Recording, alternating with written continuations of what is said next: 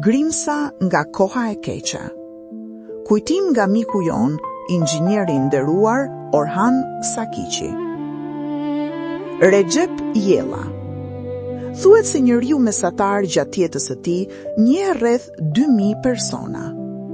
Ka megjithatë edhe përjashtime. Daj Recepi ishte internuar në Kavaj dhe vinte her pas here me leje në shtëpinë tonë. Unë, ende fëmijë, me librin e shtëpisë në dorë, shkoja në rajonin e policisë për të njoftuar ardhjen e tij. Pas ka ardh Beu përsëri, po kush ishte ky Be? Një njeri me arsimin në Robert College dhe Cambridge, pjesëmarrës në Kongresin e Lushnjës, në Konferencën e Paqes, prefekt dhe kryetar bashkie në disa qytete të vendit, përfshirë edhe Tiranën në vitet 1930-1933.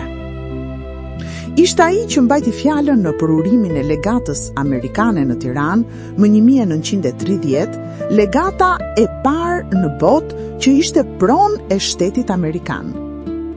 Më merrte shpesh me vete në rrugën e Elbasanit, te biblioteka. Hynte me një libër në dorë dhe dilte pa të. Librat që i kishin mbetur i shiste për të siguruar jetesën. Më thoshte, kur të këpusin qafën këta, daja do të çoj në Cambridge. Anglin, mendoja me vete. Dhe koha e mirë. Kisha qenë dikur për verim në qislikun e tij në Kus. Pre 3 vitesh vendosa ta vizitoja sërisht.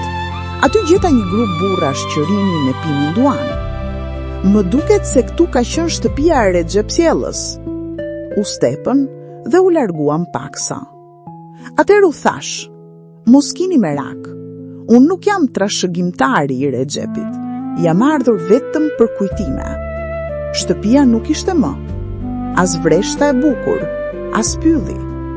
Njëri prej tyre u afrua dhe më tha, më ka treguar babai se Recep Beu na ka bërë shumë të mira.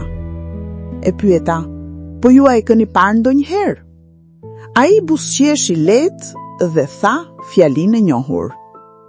Ashtu ishte koha.